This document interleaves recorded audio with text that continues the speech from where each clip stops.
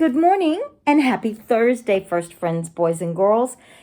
Penny and Clifford here. We hope you all are having a great day so far today, and we're so glad to be here today to be able to read a story to you. First of all, though, today is May 28th. Today is graduation day for our 14 pre-K4 students that are graduating from First Friends Day School and going on to kindergarten this fall. We are so excited for them, and we'll be celebrating them this afternoon at 4 o'clock at the front of the church. So we're having a drive-through graduation. So we're so excited to celebrate our 14 students this afternoon.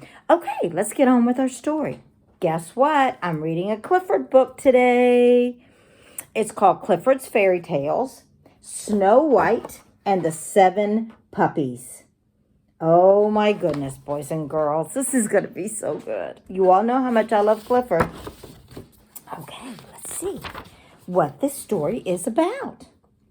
Hello, I'm Emily Elizabeth, and this is Clifford, my big red dog. Every night we cuddle up and my dad tells us a story. My dad loves making Clifford and me the stars of the story. Tonight, we are reading Snow White and the Seven Dwarfs. And there they are. Do y'all see Clifford reading? Clifford's listening to the story too. There they are in their living room. Look at Clifford. He's so stinking cute, isn't he, boys and girls? Once upon a time, there was a princess named Snow White. Snow White was honest, kind, and giving. She lived in a very big castle with her very big puppy, Clifford. They had lots of adventures there. Snow White's wicked stepmother, the queen, lived in the castle too. The queen had tricked everyone in the land into thinking she was kind and giving. But Snow White knew the truth. There we go. There she is, she and Clifford, living in the big castle, and there's the wicked stepmom. Yes, everyone thinks she's kind and giving, but Snow White knows the truth, doesn't she? Every evening, the queen asked her magic mirror the same question. Magic mirror in my hand, who is most loved in the land? And every evening, the magic mirror gave the same response. You, my queen, you are the most loved person in the land. On this night, the queen asked the mirror her usual question. However, the mirror did not reply with the usual answer. Instead, it showed an image of Snow White and Clifford and said, Snow White is the most loved in the land. This made the queen very mad. I must get rid of the perfect Snow White, she cried. There's the queen looking in the mirror, and every night the mirror says to the queen, you're the most loved. But on this night, the mirror told the queen that it was Snow White who was the most loved. And that made the queen mad, boys and girls. Snow White and Clifford were playing hide and seek when they overheard the queen's plan. So they came up with a plan of their own. Snow White and Clifford would run away. Snow White and Clifford escaped into the woods. The further they walked, the darker the woods became. Even with her friend by her side, Snow White was scared. Just then they saw a light coming from a house in the distance. Here we go, boys and girls. Snow White heard, and Clifford heard the queen talking in the mirror, talking about her plan to get rid of Snow White. So she and Clifford ran away. They're in the dark woods and they're scared, but they see a house with the light on. Let's see who's there. Oh! Snow White went inside the house and found a mess. There was mud and dirt and fur everywhere.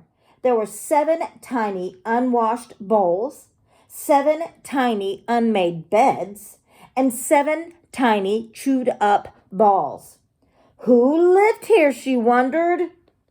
Clifford took a sniff and let out a friendly howl. He knew who lived here. Oh my goodness, boys and girls. Look at that. Look at the messy house. Who do you think lived there? There were 7 messy beds, 7 dirty bowls, and 7 chewed up balls. Ugh. It was 7 tiny puppies. Hello, I'm Snow White, she said, and this is Clifford. Snow White saw that each dog bowl had a name on it. She studied each pup carefully. Why, you're Fluffy, you're Jumpy, and you're Spot, she said, pointing. And you must be Drooly, you must be Diggy, you must be Fetchy, and you must be Tiny.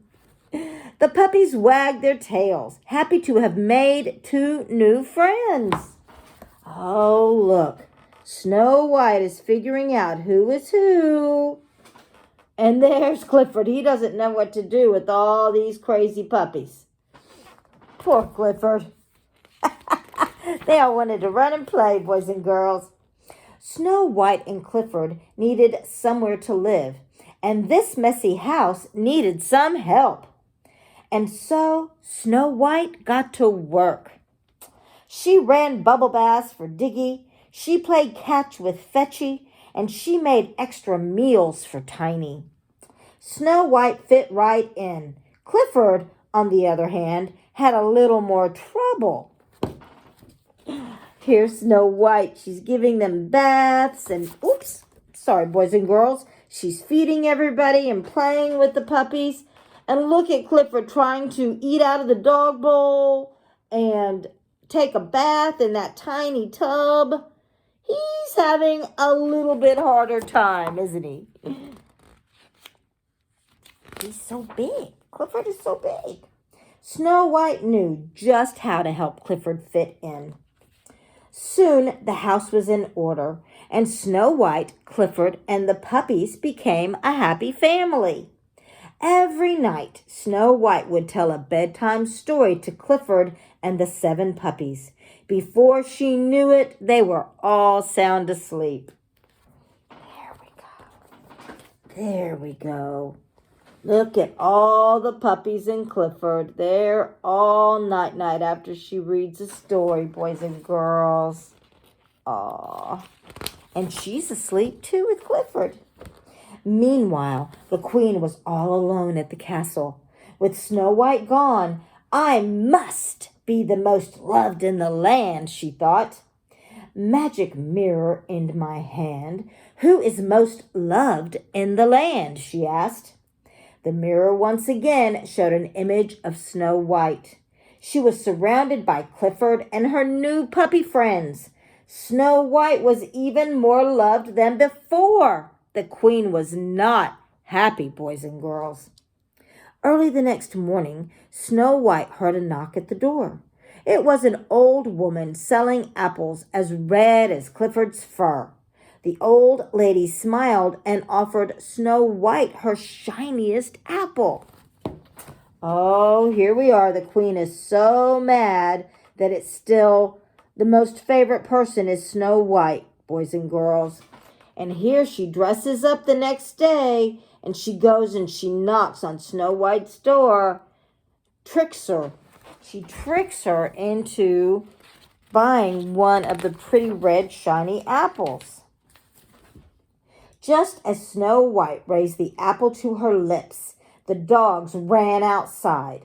They were barking and growling because they smelled trouble. But Clifford and the puppies were too late. Snow White bit into the apple, and she fell to the ground in a magical sleep. Clifford took one sniff and knew who the old woman was. It was the wicked queen in disguise. She pulled out her magic wand, but all Fetchy saw was a stick. He leapt toward the queen and sunk his teeth into the wand. Lightning shot out of the wand and hit Clifford with a jolt. Oh no! All boys and girls, Snow White bit into the apple and she fell into a deep sleep. And Clifford knew it was the wicked queen.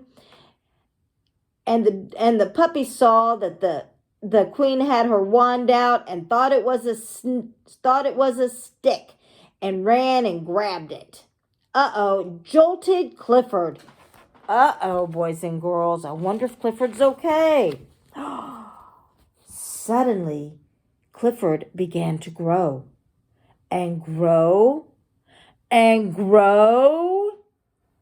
Now Clifford was bigger than ever. He let out his biggest, scariest growl. This time the evil queen was scared. She ran away as fast as she could. Oh my goodness, boys and girls. Look how big Clifford got. He grew and grew.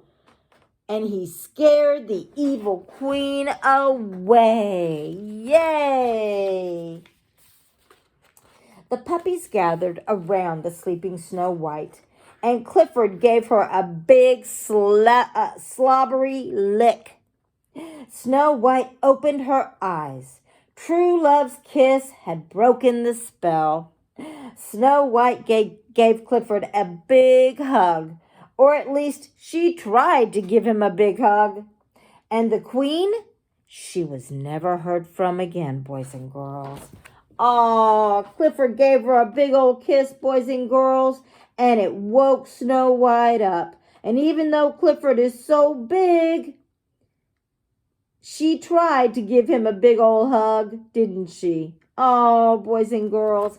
And the evil queen was never heard from again. Yay! I like this story, boys and girls. I hope you all enjoyed the story. I hope you all have a great day today. Be thinking about our 14 pre-K graduates at 4 o'clock today. We're so excited, boys and girls. I look forward to reading one more story to you all tomorrow. And I hope all of you have a great day. Please know Miss Penny loves you so very much, boys and girls. And I'll see you tomorrow. Bye now.